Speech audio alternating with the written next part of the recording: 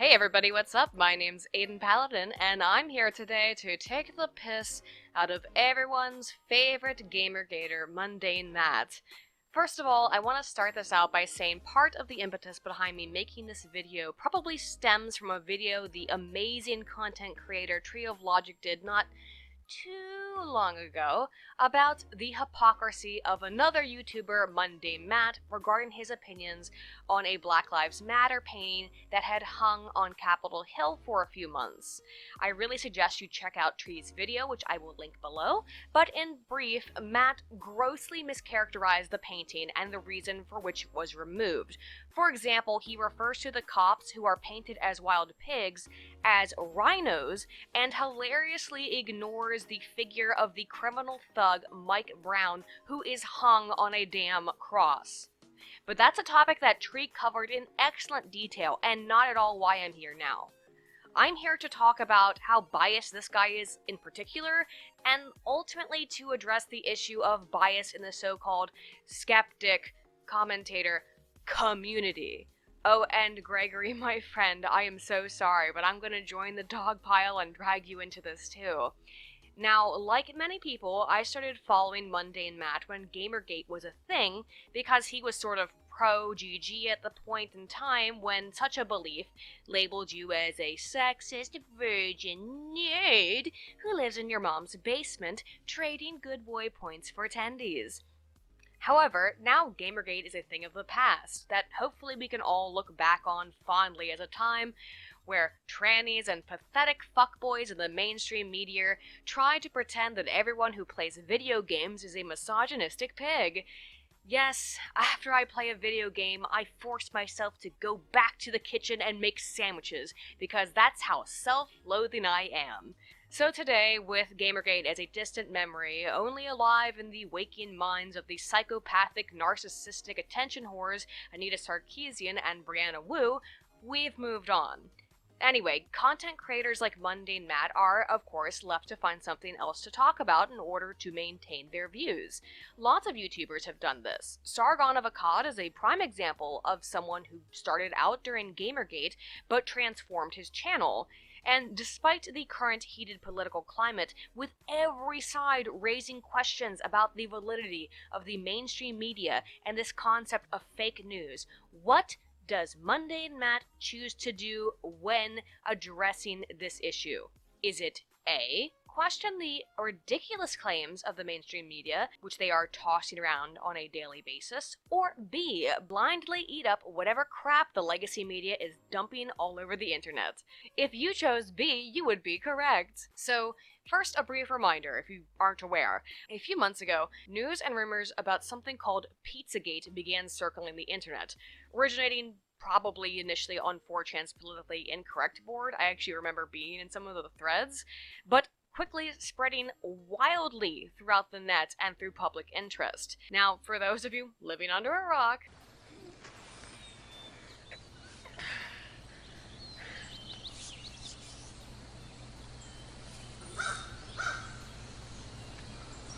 No way!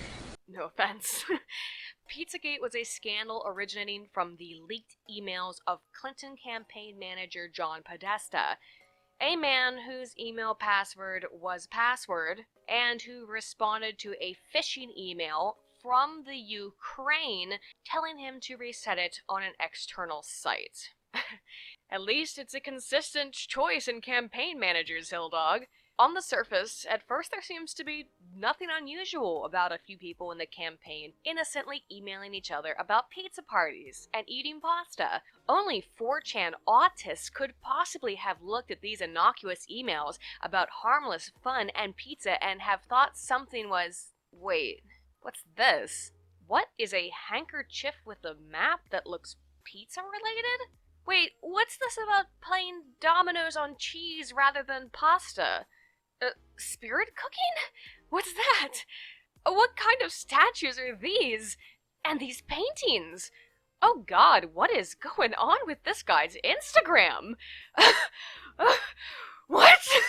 The general assertion from autistic internet investigators, and yes, I'll call you investigators, only to make myself feel better about having been one of you, is that there is a series of code words being used in Podesta's emails to other upper echelon members of Hillary's campaign that allude to child pornography, kidnapping, molestation, and rape.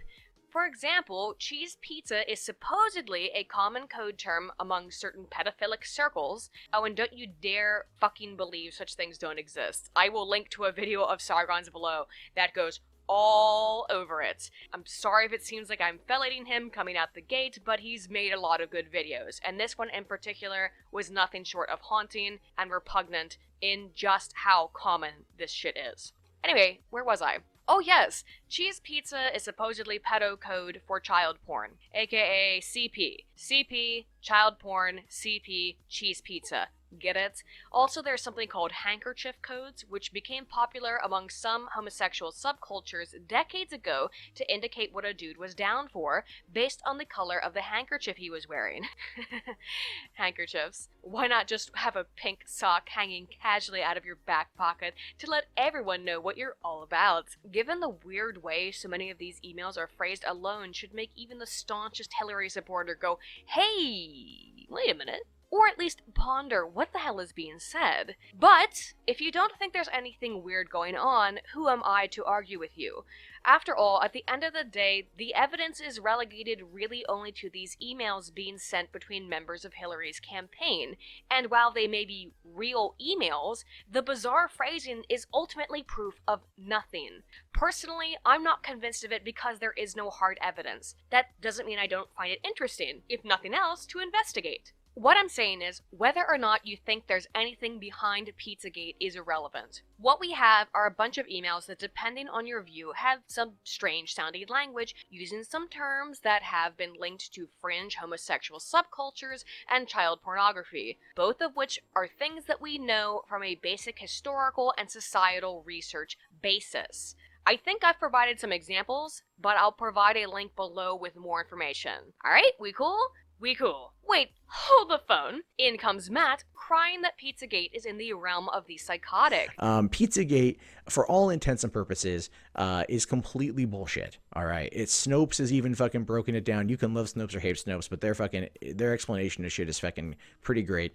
And then everything else that they've done to completely just destroy this entire thing, because I think it's another one of those tinfoil moments on the internet. Good intentions and all. Let's make no mistake here, good intentions, but still just no. And of everything that I've covered in the craziness that was 2016, the biggest kind of fake news story I came across was Pizzagate. Without a doubt, it was Pizzagate.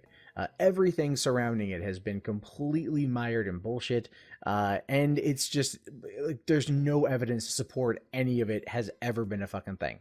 If I didn't love the absolute madman, Alex, werewolves are raping the kids, Jones, so goddamn much, I would almost be insulted by the way this guy likens the people curious about Pizzagate and the Podesta emails to tinfoil hat-wearing nutjobs.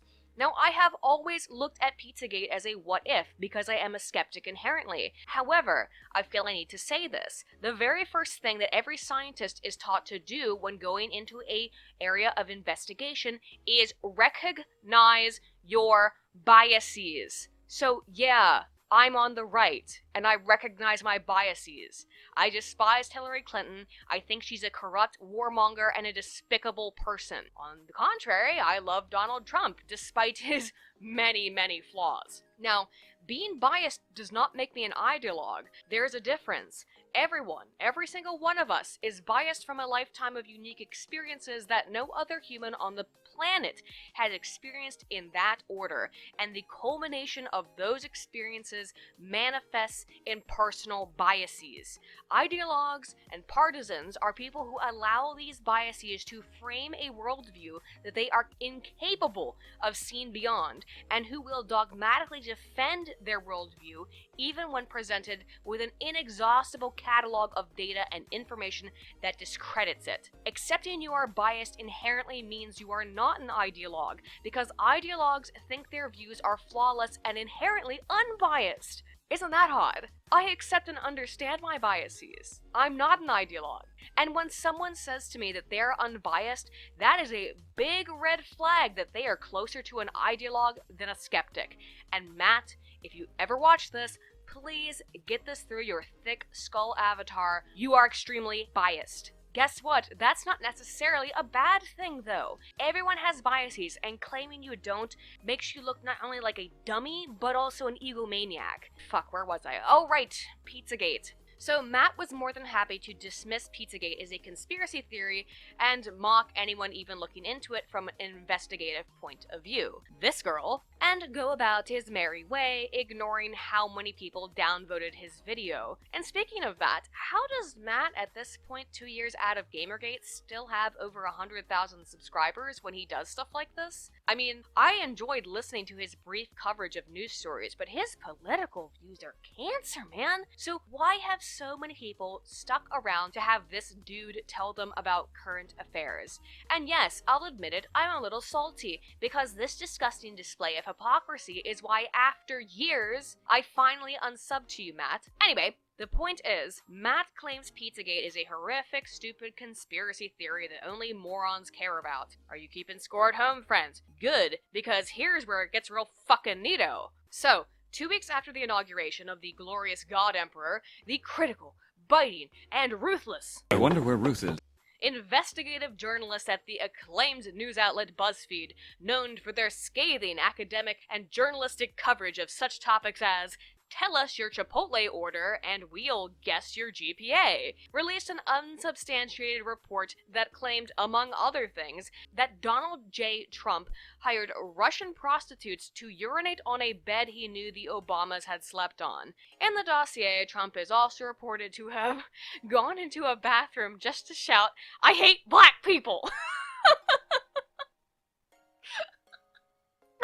Now, despite the fact that a 4chan poll user has taken credit for the contents of the dossier, as would make fucking sense, because it reads worse than 90% of my Trump the average Trump fanfic, CNN, BuzzFeed, and a few other media outlets ran with this shit like some kind of Olympic piss torch to the finish line of finally stumping the Trump, and they are still doing it.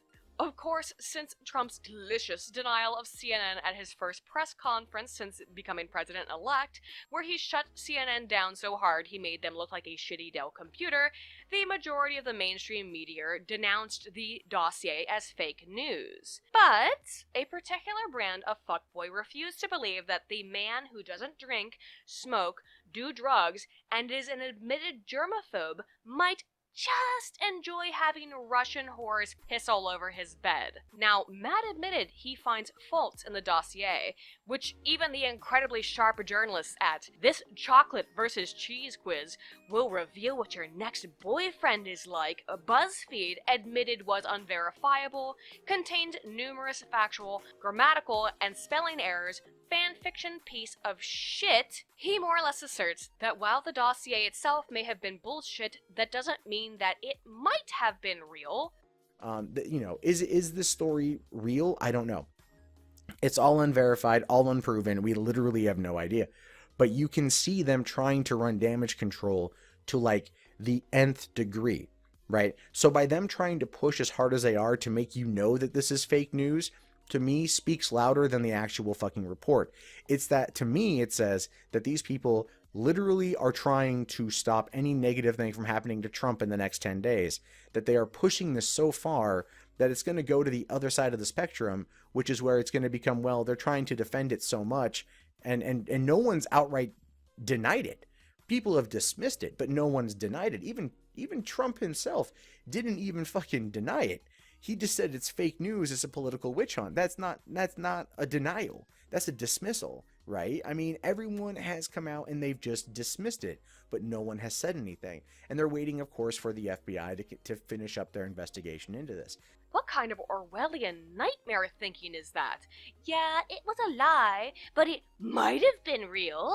Holy shit, this is a guy who criticizes radical feminism for e-money, but basically just said listen and believe. So really, Matt Kun, That's how you want to play this. 1 month after you take a proverbial dump on Pizzagate as a shitty X-Files episode, and now Pissgate is listen and believe. This man claims to be objective. He claims to have no biases, which again is an intrinsically ignorant statement, yet goes and posts shit like this.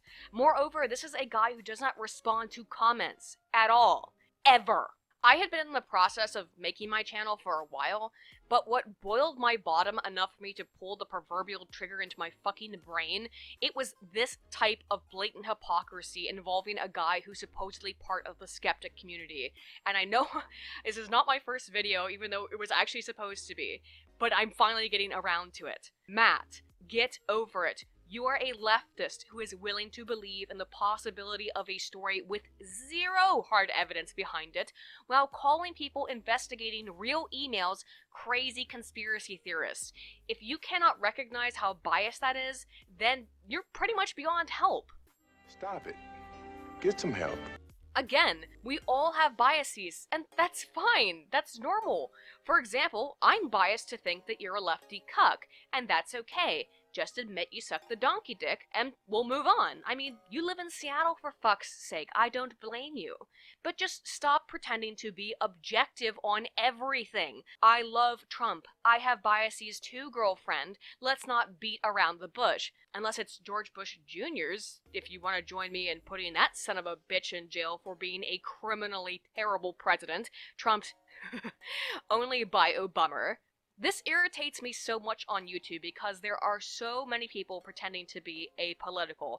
No, friendos, everyone has a political leaning. That's inherent. If you don't want to talk about it, that's fine.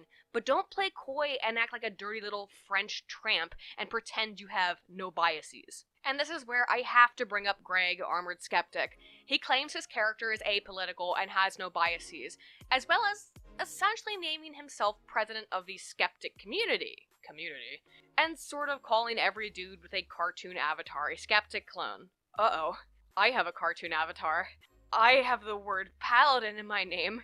A paladin's a type of knight. That must mean I'm a skeptic clone. Wait, let me make it even easier for you.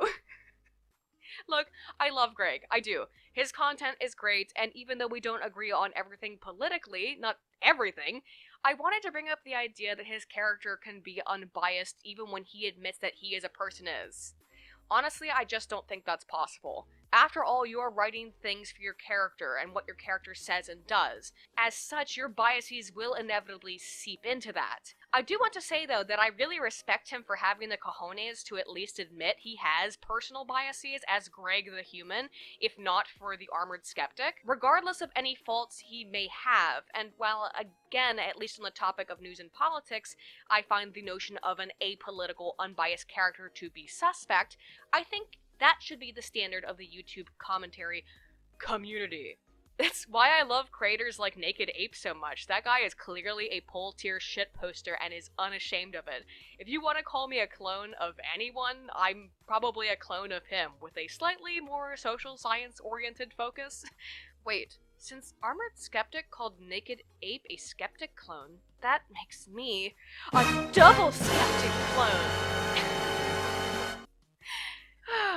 Anyway, back to point. We all have biases and leanings, for the last fucking time. That is the first real bit you acknowledge as a scientist, and interestingly enough, one of the actual scientists in this community is kind of guilty of that himself. Let me be clear, a bias does not refer to a cognitive bias. A cognitive bias is a sort of mental tactic used by ideologues and partisans to justify and reinforce their extant worldview. Our biases are based on our life experiences, and yes, you can train yourself to not rely on these mental heuristics over time, but you cannot totally eliminate a mental heuristic. Now let me explain real quick what a heuristic is, even though I have before. So a cognitive mental heuristic, sometimes just called a mental shortcut, is formed from ideas being connected to each other in a sort of mental roadmap. Now, we all have these. Every single person on the planet has them, and we have them for a very good reason. On the most basic level, a heuristic is an evolutionary development designed to help humans avoid danger. You can see this across the entire human population because they are evolutionary. For example, why do people have an inherent revulsion to snakes or rats or spiders? Well, snakes are poisonous, like spiders, and rats carry disease. You see a snake, the mental shortcut in your brain goes, snake equals danger, run. Now, the interesting way that works is that it doesn't necessarily have to be a snake, because these are very fast processes. So you see a strange stick in the ground, your brain goes, that's a snake, danger, run. Get me? Now, of course, these heuristics are stronger inherently in some than others, and we can retrain our brains to not rely on them as much. That's why people can have snakes and rats and spiders as pets. And not all heuristics are innocuous like that. Take the implicit associations test. Please, take it, it's shit. Anyway, that gets brought up commonly to indicate that whites hate black people because it takes them longer to respond to black faces. Ugh. First of all, that statement is pants on head retarded. Because what it actually indicates and what the data actually show is that people tend to respond faster to those of their same race rather than those of another race. Let's think critically here. Why might that be? Could it be because your parents are probably the same race as you, and the faces you saw most as a child were the faces of their parents? As far as I know, they haven't done this sort of research en masse with a large enough sample size to test for mixed race adoptive children, but I would be real freaking interested to see the results. Yeah, but that's a mental heuristic right there. There is some weirdness in the studies as well that show that sometimes blacks respond faster to white faces, but that could truly just be because African Americans represent 13% of the US population and probably see a lot of white faces growing up. Again, that finding has been pretty inconsistent.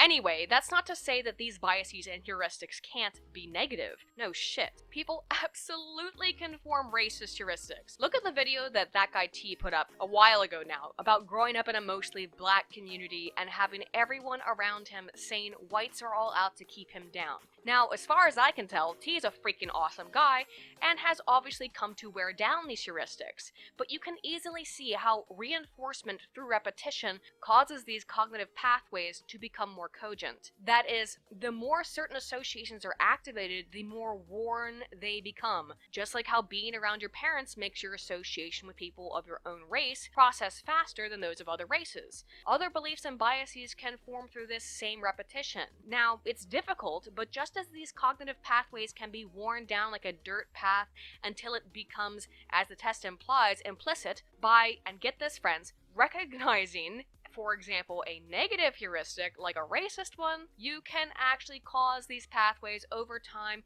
to grow over with grass until it basically disappears. Can you ever totally eliminate a long-term heuristic from your brain? Probably not. Maybe. I'm not sure. The data sort of don't support it one way or another. But the point is, by acknowledging that we have these biases and cognitive heuristics, we can break them down.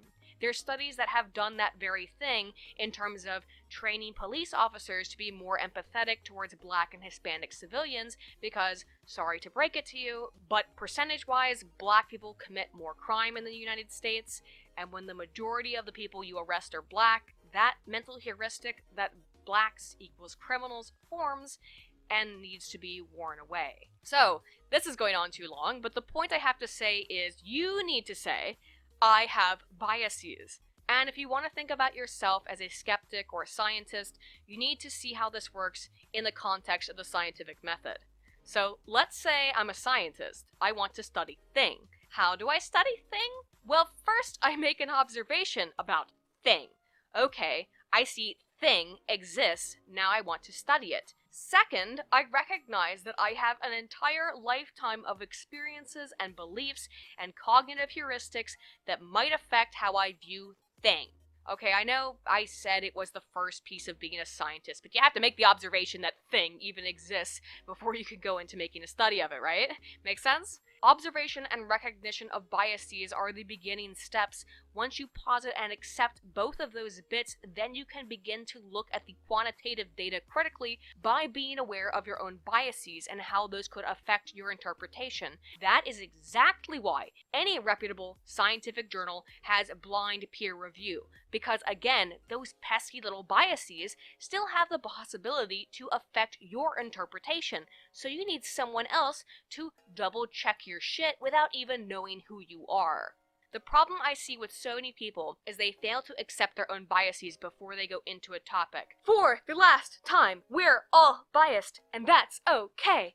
Just accept it. Put it aside when looking at anything beyond absolute, hard, quantitative data. As in, I don't think bias affects Thunderfoot's work too much because it's hard science, and I don't know how many biases you can have about atoms. I mean, you can, actually. It's why sometimes studies that buck the scientific political narratives get file drawered, but that's a whole different topic. Now, me personally, I'm not really all into that qualitative shit. That's a lie.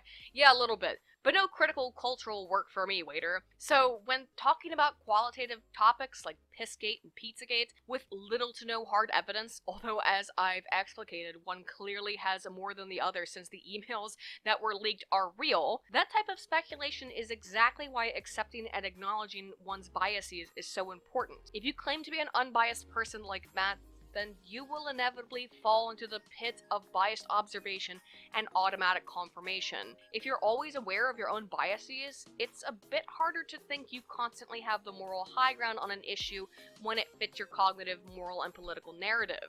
And that's why you end up with a dude like Matt who thinks he's always in the right and responds to criticism through silence, because the very notion that he could be wrong and biased is anathema to his brain.